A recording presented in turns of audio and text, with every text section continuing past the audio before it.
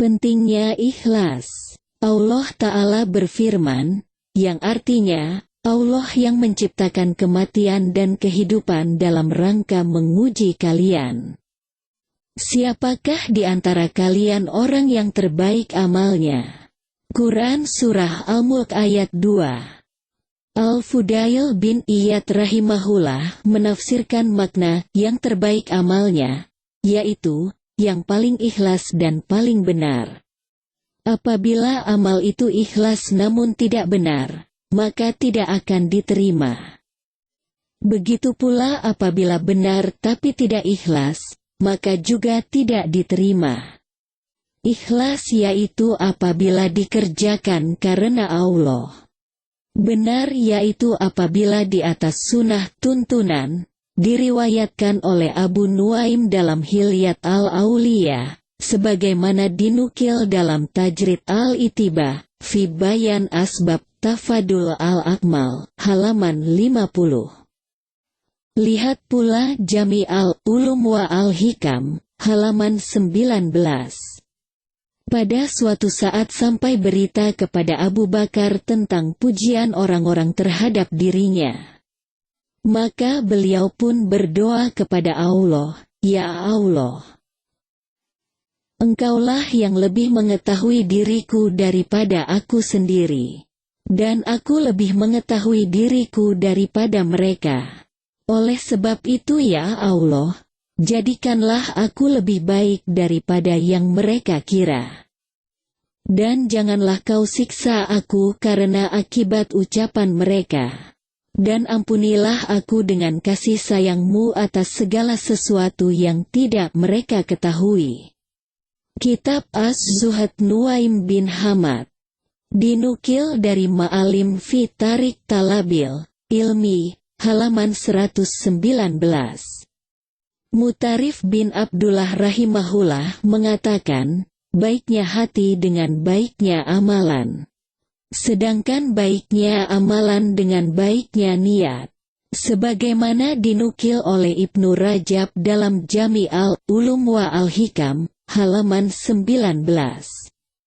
Ibnu Al-Mubarak rahimahullah mengatakan, betapa banyak amal kecil menjadi besar karena niat, dan betapa banyak pula amal besar menjadi kecil gara-gara niat.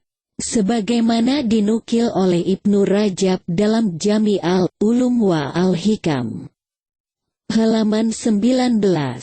Seorang ulama yang mulia dan sangat wara, berhati-hati.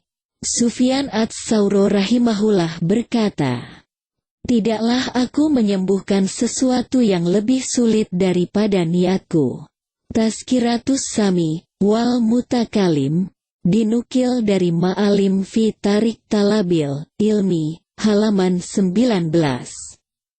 Pada suatu ketika sampai berita kepada Imam Ahmad bahwa orang-orang mendoakan kebaikan untuknya, maka beliau berkata, semoga saja ini bukanlah bentuk istidraj yang membuatku lupa diri. Syiar A'lamin Nubala dinukil dari Ma'alim fi Tarik Talabil, Ilmi, halaman 22. Begitu pula ketika salah seorang muridnya mengabarkan pujian orang-orang kepada beliau, maka Imam Ahmad mengatakan kepada si murid, wahai Abu Bakar, apabila seseorang telah mengenali hakikat dirinya sendiri maka ucapan orang tidak akan berguna baginya. Syiar A'lamin Nubala dinukil dari Ma'alim fi Tarik Talabil, Ilmi, halaman 22. Ad-Daruqutni rahimahullah mengatakan, pada awalnya kami menuntut ilmu bukan semata-mata karena Allah. Akan tetapi ternyata ilmu enggan sehingga menyeret kami untuk ikhlas dalam belajar karena Allah. Tazkiratus Sami, wal Mutakalim, dinukil dari Ma'alim fi Tarik Talabil, Ilmi, halaman 20. Asy-Syatibi rahimahullah mengatakan, penyakit hati yang paling terakhir menghinggapi hati orang-orang salih adalah suka mendapat kekuasaan dan gemar menonjolkan diri. Al-Itisham. Dinukil dari Ma'alim fi Tarik Talabil Ilmi, halaman 20. Di dalam biografi Ayyub As-Sikhtiyani disebutkan oleh Syu'bah bahwa Ayyub mengatakan, "Aku sering disebut orang. Namun aku tidak senang disebut-sebut." Syiar A'lamin Nubala dinukil dari Ma'alim fi Tarik Talabil Ilmi, halaman 22. Seorang ulama mengatakan, orang yang benar-benar berakal adalah yang mengenali hakikat dirinya sendiri serta tidak terpedaya oleh pujian orang-orang yang tidak mengerti hakikat dirinya. Zail Tabakat Hanabilah. Dinukil dari Ma'alim fi Tarik Talabil Ilmi, halaman 118. Ibnul Qayyim rahimahullah mengatakan, tahun ibarat sebatang pohon sedangkan bulan-bulan adalah cabang-cabangnya. Jam-jam adalah daun-daunnya dan hembusan nafas adalah buah-buahannya. Barang siapa yang pohonnya tumbuh di atas kemaksiatan, maka buah yang dihasilkannya adalah hanzal, buah yang pahit dan tidak enak dipandang. Sedangkan masa untuk memanen itu semua adalah ketika datangnya yaumul ma'ad, hari kiamat. Ketika dipanen barulah akan tampak dengan jelas buah yang manis dengan buah yang pahit. Ikhlas dan tauhid adalah sebatang pohon di dalam hati yang cabang-cabangnya adalah amal-amal sedangkan buah-buahannya adalah baiknya kehidupan dunia dan surga yang penuh dengan kenikmatan di akhirat. Sebagaimana buah-buahan di surga tidak akan habis dan tidak terlarang untuk dipetik, maka buah dari tauhid dan keikhlasan di dunia pun seperti itu. Adapun syirik, kedustaan, dan riya adalah pohon yang tertanam di dalam hati yang buahnya di dunia adalah berupa rasa takut, kesedihan, gundah gulana, rasa sempit di dalam dada, dan gelapnya hati. Dan buahnya di akhirat nanti adalah berupa buah zakum dan siksaan yang terus-menerus. Allah telah menceritakan kedua macam pohon ini di dalam surat Ibrahim. Al-Fawaid, halaman 158. Diriwayatkan dari Amir al-Mukminin, pemimpin kaum beriman, Abu Hafs Umar bin Al-Khattab radhiyallahu anhu, beliau mengatakan, aku mendengar Rasulullah shallallahu alaihi wasallam bersabda, sesungguhnya setiap amalan harus disertai dengan niat. Setiap orang hanya akan mendapatkan balasan tergantung pada niatnya. Barang siapa yang hijrah karena cinta kepada Allah dan Rasul-Nya, maka hijrahnya akan sampai kepada Allah dan Rasul-Nya.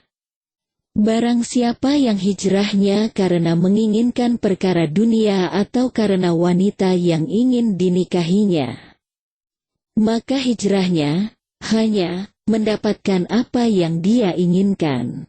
Hadis riwayat Imam Bukhari, Kitab Badi Al-Wahyi, hadits nomor 1, Kitab Al-Aiman wa An-Nuzur. Hadits nomor 6689 dan Muslim, Kitab Al-Imarah, hadits nomor 1907.